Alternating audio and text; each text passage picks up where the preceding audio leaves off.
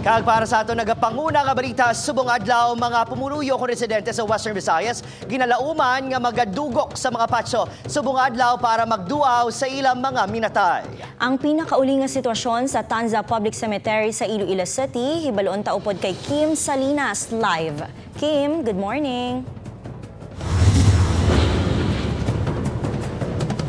Good morning, Zen. Good morning, mga kapuso. Every November 1, tradisyon na naton ng mga Pilipino kag mga Ilonggo ang magbisita sa mga sementeryo sa Patso sa pagdumdum sa aton nga mga nagtaliwan nga himata. Diri iya no, sa Tanza Public Cemetery, talalupang doon man ang pagbisita na sa pila ka mga himata.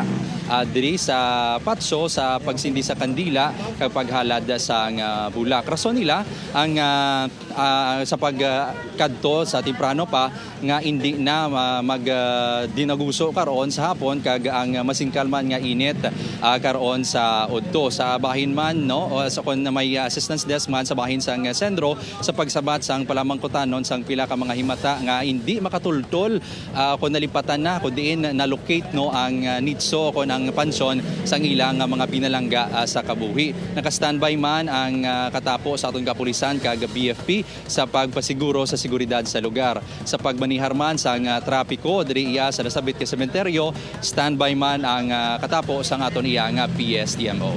Amoy atong latest Zen diri sa Tanza Public Cemetery. Balik dira sa studio.